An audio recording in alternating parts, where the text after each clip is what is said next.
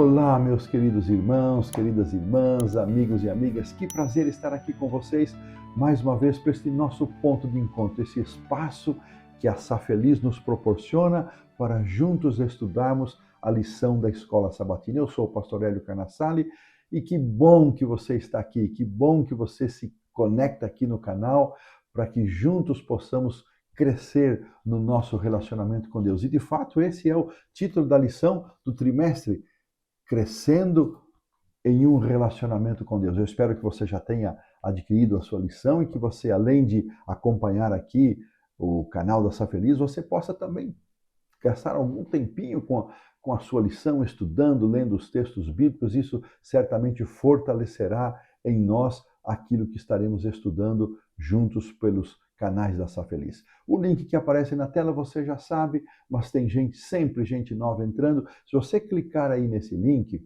você vai receber no seu WhatsApp, diretamente no seu WhatsApp, o conteúdo da lição. A Safeliz disponibiliza o resumão, assim chamado, que é a lição completa, desde o sábado à tarde até a sexta-feira, e ela disponibiliza a cada dia a porção do dia. Então você tem essa facilidade, você terá facilidade para postar os seus comentários, fazer o seu pedido de oração e facilidade também para compartilhar. Há muita gente, milhares de pessoas que recebem esse conteúdo porque alguém compartilha, e eu abraço essa gente que não está inscrita no canal, mas que recebe igualmente o conteúdo da lição, e eu desejo que Deus possa abençoar a cada um de nós. Então, antes de irmos para o estudo desta semana, eu quero convidar você para orar. E por falar em oração, nós lembramos que a Safeliz mantém uma equipe de intercessores que ora pelos pedidos de oração, mas nós formamos uma grande família e, como família, oramos uns pelos outros, apresentamos a Deus os pedidos de oração que são postados em nosso canal e aqueles que nós sabemos ficam no coração de cada um de nós. Vamos orar? Curve sua fronte, feche seus olhos. Senhor nosso Deus, nós te damos graças pela oportunidade de mais uma vez estarmos aqui juntos para o estudo da tua palavra.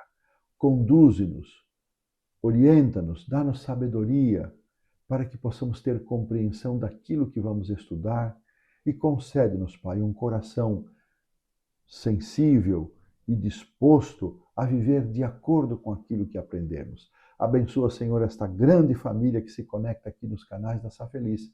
Eu te peço em nome do Senhor Jesus. Amém. O verso para memorizar vem do Evangelho de João, capítulo 17, 3, e diz assim: E a vida eterna é esta, que conheçam a ti o único Deus verdadeiro e a Jesus Cristo a quem enviaste. Nós não voltaremos a considerar esse texto no corpo da lição, mas é uma mensagem muito abençoada, linda, dizendo que conhecer a Deus, conhecer a Jesus, isso é vida eterna. Eu espero que com o estudo desta semana nós possamos crescer neste conhecimento de Deus, que é o título da lição desta semana, Conhecendo a Deus, que nós possamos crescer, ampliar este conhecimento e possamos ter como uma dádiva de Deus a certeza, a confirmação de que estamos neste caminho em direção à vida eterna. Para desenvolvermos um relacionamento mais profundo com o Senhor, diz a autora aqui nas palavras iniciais, nós precisamos compreender com clareza o seu caráter.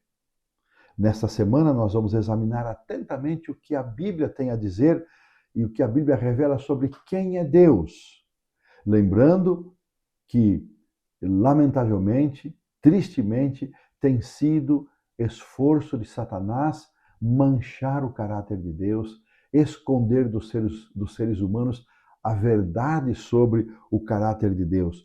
E o caráter de Deus deve se tornar notório, porque Satanás atribui a Deus muitas coisas que ele mesmo produz e realiza, manchando assim o caráter de Deus. Nesta citação que aparece aqui do livro Parábolas de Jesus, Ellen White diz que os últimos raios da luz misericordiosa, a última mensagem de graça a ser dada ao mundo, é uma revelação do caráter do amor divino. Olha que coisa impressionante. Deus agirá de tal maneira que todas as pessoas poderão ter claro discernimento sobre quem é Deus, sobre o seu caráter e tomar a sua decisão de segui-lo ou não. Descrever a Deus plenamente está além da nossa capacidade e compreendê-lo plenamente também. Jamais compreenderemos toda a beleza do seu caráter, mas nós podemos pedir a Deus uma coisa: que Ele nos faça crescer nesse conhecimento, que Ele nos ajude a compreender cada dia mais e melhor quem é Deus, o seu caráter, o seu amor e as manifestações da sua bondade, da sua graça e da sua misericórdia. E que seja essa a nossa realidade, que nós possamos crescer neste conhecimento e desta maneira colocamos um ponto final na lição do sábado à tarde. A lição do domingo traz como título Uma Imagem Mais Clara de Deus. E a autora faz aqui uma afirmação no início, dizendo que toda a Bíblia inteira, de Gênesis até o Apocalipse, tem o propósito de retirar o véu, de desvelar. Portanto, retirar o véu que separa o mundo visível do invisível, revelando de onde viemos, para onde vamos e, acima de tudo, quem é que está no controle de tudo e como é esse Deus que controla todas as coisas. De Gênesis a Apocalipse, nós lemos a respeito de um Deus verdadeiro que se revela a nós por meio das Escrituras, por meio das obras manifestas na natureza, mas acima de tudo por meio do seu Filho, o Senhor Jesus Cristo, o Deus encarnado. E a Bíblia fala de inúmeras características desse Deus, que nos dão razões incontáveis para amá-lo, e aqui eu vou mencionar, segundo o que a lição nos trouxe, algumas dessas características. Começa com a onipotência, e cada uma delas tem um verso bíblico que eu não vou mencionar. A onipotência de Deus, a onisciência, Deus que tudo pode, a onisciência, um Deus que tudo sabe, a sua justiça, a sua misericórdia, a sua paciência e amor, a sua graça, a sua sabedoria, o seu perdão, a sua vontade expressa para a nossa vida, o seu poder sobre a morte, a sua soberania, a sua eternidade. Esses são alguns entre tantos atributos. Quanto mais conhecermos a Deus e entendermos quem Ele é, nós mais o amaremos e mais desejaremos desenvolver com Ele um relacionamento íntimo e contínuo. Lamentavelmente, alguém duvidou do caráter de Deus e manchou este caráter, disseminando mentiras a respeito de quem é Deus. Esse foi Lúcifer.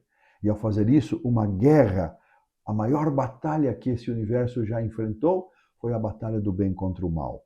Aqui uma declaração de testemunhos para a igreja, onde Ellen White diz o seguinte, volume 5, página 268, é o constante cuidado de Satanás manter a mente dos homens ocupada com aquilo que os impede de obter o conhecimento de Deus. Eu fiquei pensando nisso, será que nós estamos entre esses, com a mente sempre ocupada com tantas coisas, que ficamos impedidos de conhecer de forma mais adequada o caráter de Deus? Satanás se esforça para manchar a imagem de Deus de todas as maneiras, mas a palavra de Deus está aí para nos ajudar a ter uma compreensão mais clara quando olhamos para a sua revelação nas Sagradas Escrituras. Quando olhamos para Jesus, nós podemos ter uma compreensão mais exata, mais clara de quem é Deus, de como Ele age, do seu amor, da sua bondade, da sua misericórdia e do seu perdão. Aqui a lição nos traz na pergunta 1, o texto de Gênesis 3, de 1 a 5, e nos faz aqui a pergunta: qual foi o objetivo de Lúcifer ao conversar com Eva? Que mentiras ele contou sobre o caráter de Deus? Bom, eu anotei aqui. Para mim, o objetivo de Lúcifer conversar com Eva, já na condição de Satanás, de dragão, de serpente, foi colocar dúvida na mente de Eva acerca daquilo que Deus havia dito. levando Eva a pensar, bom, Deus não é confiável. Ele me falou uma coisa, mas agora a serpente está me dizendo que existe, que não é bem assim, colocando, portanto, dúvida naquilo que ele havia ensinado Adão e Eva. É como se ele estivesse dizendo, Deus está escondendo algo de você, não é bem assim. Ele não quer que você tenha o melhor que só ele tem. Você não pode confiar nele, ele não é digno de confiança. E ao pensar ainda nisso, Profetas, Patriarcas e Profetas, página 287, Ellen White aprofundou essa ação de Satanás, dizendo, desde o início do grande conflito, o propósito de Satanás tem sido representar mal o caráter de Deus e provocar rebelião contra a sua lei. E nós, onde estamos posicionados nesse assunto? Será que nós temos uma compreensão mais clara do amor de Deus? Ou ainda temos coisas que nos inquietam? Coisas que nos perturbam acerca do caráter de Deus? Bom, eu espero que nós estejamos entre aqueles que discernem o amoroso cuidado de Deus, o caráter de Deus revelado nas Escrituras, não esse caráter manchado produzido por Satanás, fruto da limitação humana, fruto da pecaminosidade humana, que Deus nos conduza para termos essa compreensão mais clara e desta maneira colocamos um ponto final na lição de domingo. Na lição da segunda-feira, vamos estudar o título Deus é Santo. E a autora, ela diz que santidade não é uma palavra hoje utilizada com tanta frequência. Existem algumas palavras que vão sumindo do vocabulário. Esta é uma delas. Se estudarmos os atributos de Deus, ela afirma, que associamos ao seu caráter, nós vamos perceber que a santidade está no centro de tudo o que ele é. Olha que afirmação. A santidade está no centro de tudo aquilo que é Deus, daquilo que Deus nos revela acerca dele. E aqui aparecem alguns textos, Levíticos 20, 26, 1 Samuel 2, 2, Isaías 57, 15, Ezequiel 28, 23, e todos esses textos nos descrevem a Deus como sendo santo. E não só ele sendo santo, mas ele tendo o nome de santo. Isso quem afirma é Ezequiel. Eu gostei disso, a Bíblia descreve a Deus como um Deus santo, e finalmente ali em Ezequiel, ele é chamado de santo. Quando a Bíblia ensina e afirma que Deus é santo, isso significa que ele está completamente separado do mal e do pecado. Ele é sempre bom em todo o tempo. Parece que custa para a gente entender isso. Ele é sempre bom o tempo todo. A santidade é o alicerce de todas as outras características divinas. Olha que interessante isso. Eu nunca havia pensado na santidade de Deus desta maneira. Isso quer dizer que o amor de Deus é sempre puro e santo, livre de egoísmo. Para nós custa entender isso, porque nós somos egoístas, nosso amor é manchado pelo egoísmo, mas o amor de Deus puro e santo é livre de interesses próprios, livre de egoísmo. A sua onisciência é santa, sem más intenções. Imagine alguém que sabe todas as coisas, nunca usar isso de forma maldosa, de forma a prejudicar e sempre de forma a abençoar. A onipotência de Deus também é santa. Imagine um Deus com poder infinito, mas sem santidade. Eu nunca havia pensado nisso. Um Deus que sabe todas as coisas, que pode todas as coisas, mas que não fosse santo. Seria terrível. Só a santidade do Senhor permite que nós o amemos de verdade, pois garante que ele é bom em tudo aquilo que faz e é bom o tempo todo, sempre, em todas as situações. Talvez por isso a santidade seja a característica mais importante que precisamos compreender sobre o caráter de Deus.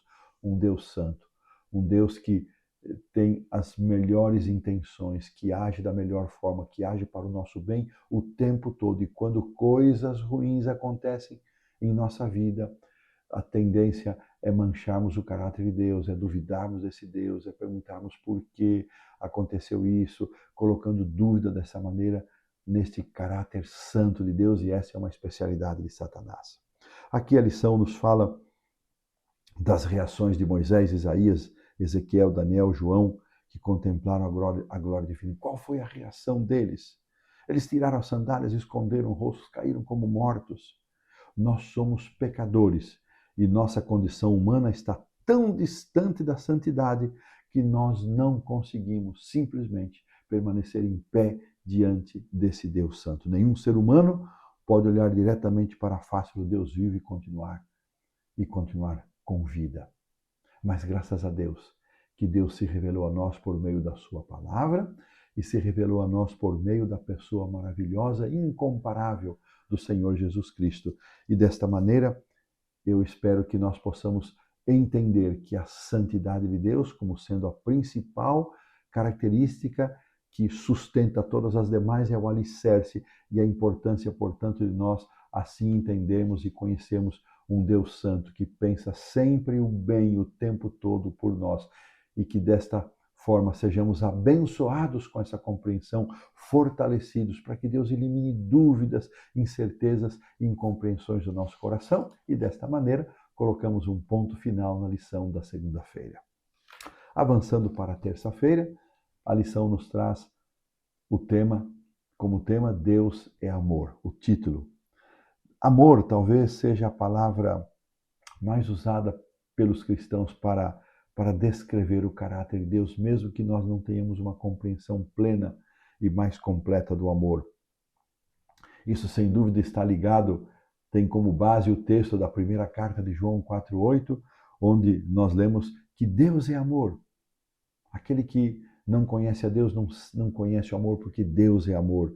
João não afirmou apenas que Deus é amoroso, que Deus ama, que Deus manifesta amor, mas João afirma que Deus é amor. O amor é a essência de tudo aquilo que ele é. Para muitos, a imagem que formam de Deus se baseia na ideia humana de amor, um amor falho, imperfeito, limitado. No entanto, nossa definição de amor precisa apoiar-se no Deus que revelou o seu próprio amor, um Deus que se auto-revelou, um amor que ele revelou acerca de si mesmo, e isso nós vamos encontrar na Sagrada Escritura, na palavra inspirada. E aqui então nós somos remetidos a esse texto de 1 João, da primeira carta de João, capítulo 4, e eu fiz aqui um destaque, o que esta porção da palavra de Deus nos ensina sobre o amor. Então, eu destaquei aqui, primeiramente, o verso 8, que eu já mencionei, aquele que não ama não conhece a Deus, porque Deus é amor. Então, o primeiro destaque é este. O verso 7, um verso antes, diz que o amor procede de Deus. Então, Deus não somente é amor, mas todo amor procede dele. Depois, o verso 9, nisto se manifestou o amor de Deus em nós, em Deus ter enviado o seu Filho. A leitura pede para nós lermos até o 17, mas para mim esses 3 versos iniciais desta porção, o 7, o 8 e o 9, o amor procede de Deus, todo aquele que ama é nascido de Deus, aquele que não ama não conhece Deus, porque Deus é amor, e o amor de Deus se manifestou em Deus ter enviado o seu Filho unigênito ao mundo para que possamos viver por meio dele. Esses 3 aspectos, o amor procede de Deus, Deus é amor, Deus manifestou o seu amor por meio de Cristo ter enviado Jesus, para mim resumem a essência e este ensinamento do amor. O amor de Deus é perfeito, diz aqui a autora, é soberano e o mais importante para mim, relacional. Deus é amor, é este Deus que é amor que nos criou à sua imagem, com capacidade de amar e ser amados. E aqui ela vai citar que uma das palavras em hebraico que descreve o amor de Deus é Hesed. E esta palavra em hebraico descreve o amor de Deus em sua aliança com a humanidade. Um Deus leal, protetor, constante e eterno. As línguas originais da Bíblia usam diversos títulos para Deus, e cada um iluminando algum aspecto do seu caráter. E aqui vai citar, por exemplo, Adonai, que significa Senhor. Esse título destaca que Deus reina para sempre sobre todas as coisas e entra em aliança com o seu povo. Outro título mencionado aqui na lição é Jeová Jiré, que significa o Senhor proverá. Em última análise, a maior expressão do amor de Deus está no grande dom que ele deu à humanidade, na pessoa do seu próprio Filho, na pessoa do Senhor Jesus Cristo, que veio a este mundo viver para nos mostrar como é Deus e para dar a sua vida pela humanidade. Jesus não apenas desfez a separação que o pecado criou entre Deus e a humanidade, mas ele revelou o caráter perfeito e divino de Deus. Eu gosto de pensar assim. Você não compreende, não tem explicação para a doença, para a morte. Nós não temos. Para as injustiças. Então, quando você tiver dúvida, como Deus lida com a doença? Olhe para Jesus, como Jesus lidou com a doença. Como ele curou a enfermidade de umas poucas pessoas, comparado à população toda. Milhares, na verdade, foram curados por ele, mas não curou o mundo todo. Mas ele demonstrou a sua intenção de que todos tenhamos saúde e vivamos bem. Olha como Jesus lidou com a morte. Há relato da ressurreição da menina de Jairo, do filho da viúva de Naim e a ressurreição de Lázaro. Nestas 3 ressurreições, Jesus demonstrou como ele vai lidar com a morte. Ele tem poder sobre a morte e um dia ele vai eliminar a morte desse planeta. Então, se você tem dúvida acerca de como é Deus, de como ele age, como ele lida com a humanidade, olhe para Jesus. Olhe para Jesus, porque na vida de Cristo nós vemos os seus atos de amor. Nós vemos a forma como ele agiu, que é reflexo, que é aquilo que Deus pretende fazer com a humanidade em parte nesta vida e em parte na eternidade. E desta maneira nós colocamos um ponto final na lição da terça-feira.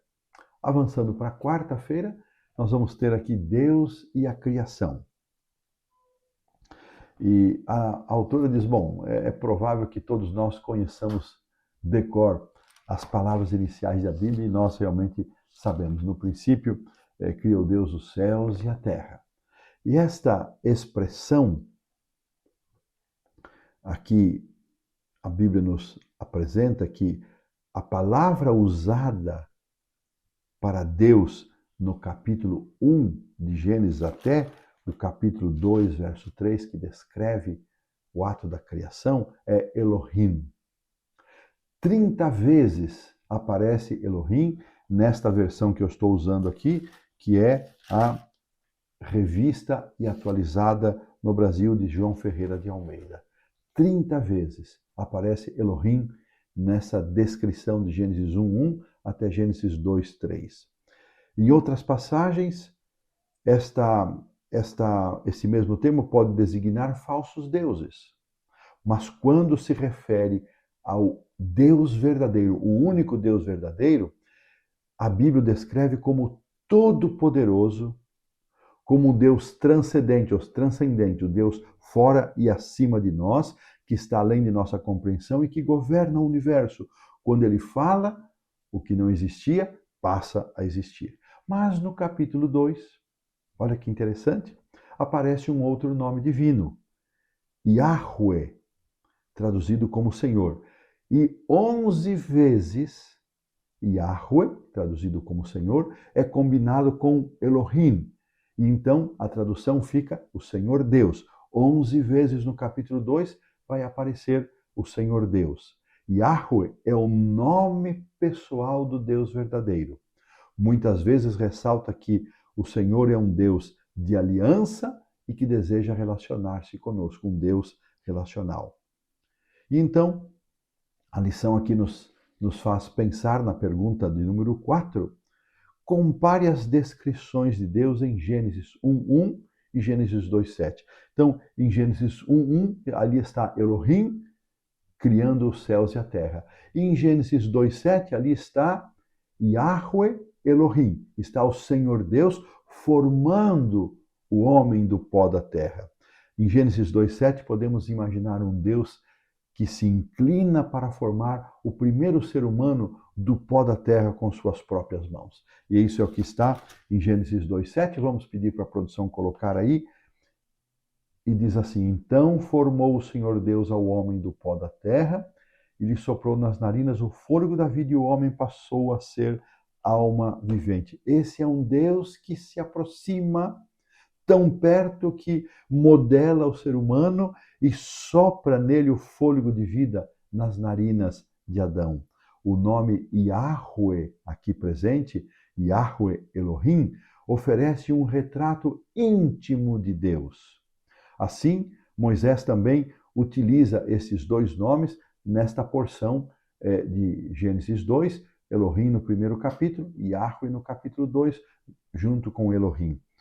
Estas duas dimensões destacam, eu gostei tanto disso, irmãos, destacam a sua grandeza, capítulo 1 até 2, verso 3, a grandeza do Criador, criando, há uma expressão ex nihilo, Deus criando do nada, Deus criando sem matéria existente. Ele falou e tudo se fez. Isso destaca a sua grandeza. Yahweh Elohim destaca a sua proximidade. Capítulo 1, a grandiosidade de Deus. Capítulo 2, a proximidade de Deus. Que verdade extraordinária. Elohim revela a sublimidade, a soberania de Deus, enquanto Yahweh ressalta a sua proximidade conosco. Quão bom é refletirmos, diz a autora, nesses dois aspectos. Deus está no controle de tudo, Ele é todo-poderoso, Ele governa todas as coisas, mas ao mesmo tempo Ele está perto de cada um de nós. Que mensagem maravilhosa! Como disse Paulo aos habitantes de Atenas, ainda lá no seu discurso no Areópago, ainda que esteja longe de cada um de nós, mas nele vivemos, nos movemos e existimos. Atos 17, 27 e 28. Por isso, é essencial, é importantíssimo buscarmos uma imagem clara e equilibrada de Deus, que esteja baseada na Bíblia, que revela a todos aqueles que desejarem a verdade sobre quem Ele é. Quanto mais conhecemos este caráter de Deus, quanto mais compreendemos, mais o amaremos. E desta maneira, colocamos um ponto final na lição da quarta-feira. Avançamos para a quinta-feira, onde nós encontramos a lição que tem como título Emmanuel, Deus conosco. E a autora fez uma pergunta aqui na primeira linha, não é? Como explicar a alguém que não é cristão o caráter de Deus? E ela diz: a melhor resposta, sem dúvida, é apresentar a essa pessoa Jesus. A Bíblia ensina que ele não apenas reflete a imagem de Deus, mas ele também o revela. Vários textos apresentam essa verdade, mas talvez João 4,9 seja o texto que melhor explica isso, quando Jesus, respondendo aos seus discípulos, disse: quem me vê a mim, vê o Pai. Quem me vê a mim, vê o Pai. Se queremos entender como é Deus, devemos olhar para Cristo. Suas palavras, suas ações, seu modo de ser, seu imenso amor pela humanidade, revelando de forma clara na sua vida e depois revelando na sua morte e ressurreição este infinito amor. O amor e o cuidado do Pai se demonstram em seu Filho, Jesus Cristo. E a Bíblia apresenta, irmãos, 4 perspectivas diferentes da pessoa do Senhor Jesus, que são as 4 narrativas dos evangelhos. Vamos acompanhar. Primeiro, Mateus, escrito por um judeu para judeus. Neste evangelho, nós vemos Jesus como o Messias prometido no Antigo Testamento, que veio para cumprir aquilo que estava profetizado no Antigo Testamento. Em Marcos, nós encontramos Jesus em uma vida de serviço e sacrifício, atento às necessidades humanas e totalmente submisso à vontade do Pai.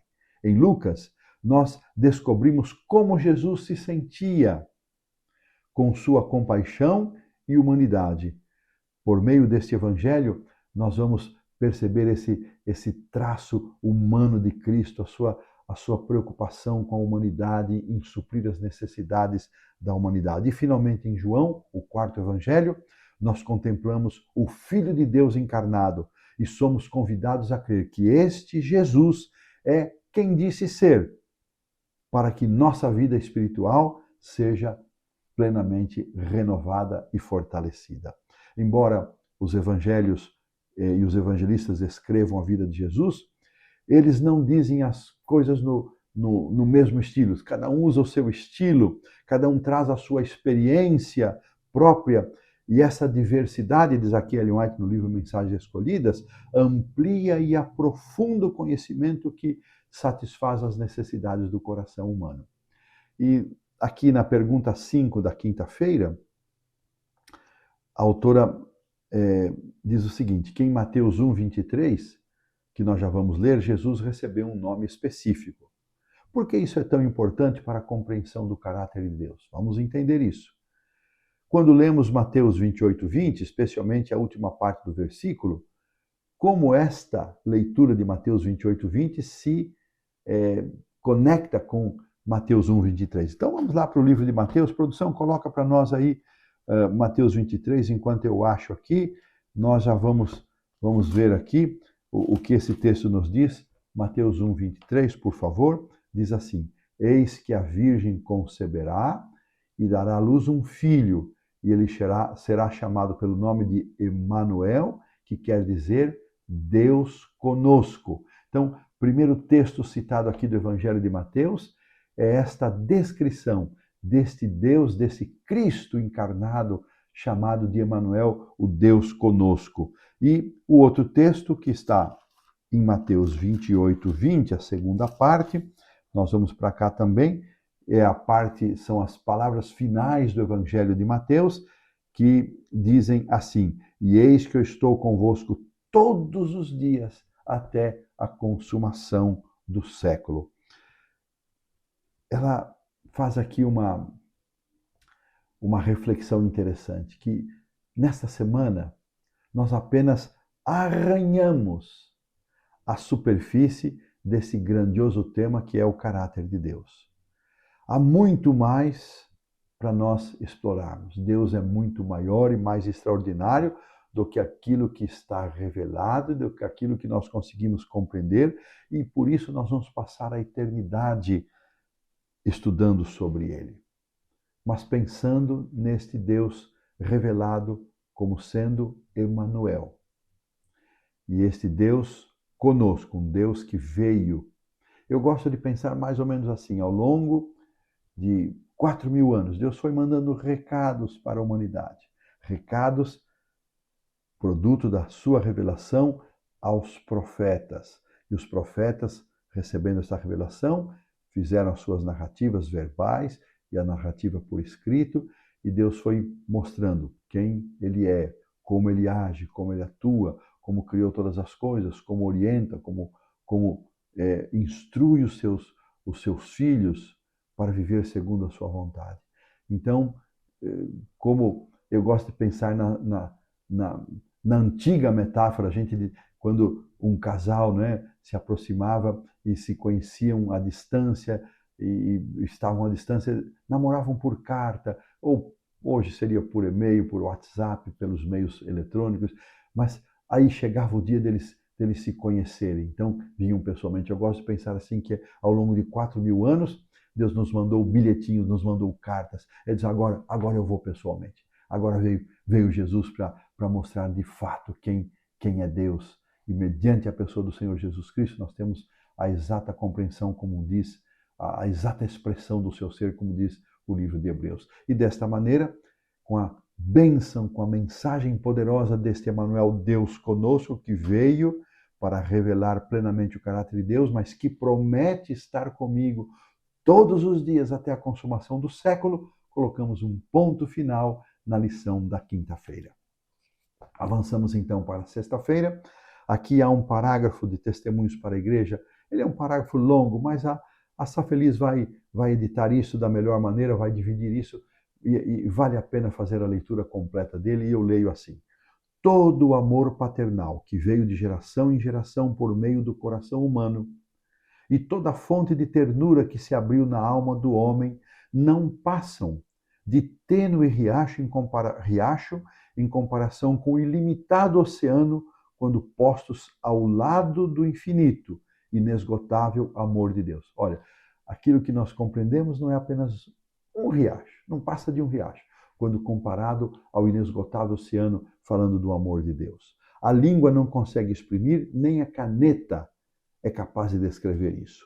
Pode-se meditar nele todos os dias de nossa vida, pode-se examinar diligentemente as Escrituras a fim de compreendê-lo.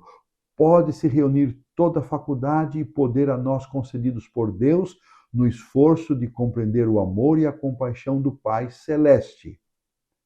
E, todavia, ainda existe um infinito além. Pode-se estudar por séculos esse amor, no entanto, jamais se poderá compreender plenamente a extensão, a largura, a profundidade e a altura do amor de Deus em dar seu Filho para morrer pelo mundo. A própria eternidade nunca o poderá bem revelar. No entanto, ao estudarmos a Bíblia e meditarmos sobre sua vida, a vida de Cristo e o plano da redenção, esses grandes temas se desdobrarão cada vez mais ao nosso entendimento. Que parágrafo fantástico! Que coisa maravilhosa!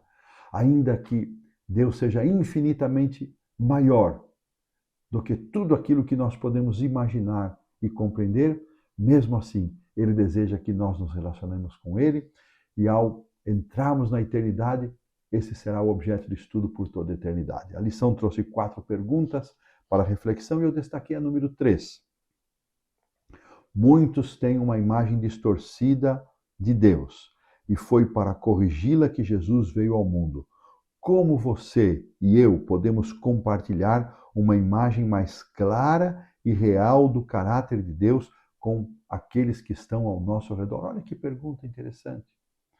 Um caráter de Deus manchado pelo pecado e pelas ações de Satanás. Como é que você e eu podemos contribuir para testemunhar do perfeito caráter de Deus, do caráter amoroso de Deus para aqueles que estão ao nosso redor? Para a gente pensar. Sem dúvida, é estudando, é conhecendo e vivendo com estas mensagens, vivendo e praticando estas mensagens. Eu espero que assim Deus nos abençoe para isso. Eu convido vocês a curvarem a fronte para a nossa oração de encerramento. Senhor Deus, Pai nosso, graças te damos porque o teu amor é infinito, como acabamos de ler nesse texto. Não conhecemos apenas um pequenino riacho, uma pequenina porção, e mesmo assim o nosso coração se derrama, se enternece, nosso coração reage a esta revelação. Eu espero, Senhor, que essa seja a realidade da vida de cada um de nós, que possamos reagir em resposta ao grande amor de Deus com o amor que o Senhor põe em nosso coração. Que possamos, ainda que imperfeitamente, ainda que limitadamente, possamos crescer neste conhecimento para que um dia possamos ter vida eterna e estar na sua presença, Senhor. Abençoa esta família linda da Safeliz, os que acessam o canal, os que recebem o compartilhamento. Conduze-nos, Senhor, para que tenhamos uma compreensão correta do caráter divino. É o que eu te peço em nome do Senhor Jesus. Amém. Queridos amigos, um forte abraço. Que Deus os abençoe. Fiquem com Deus. Até a próxima semana.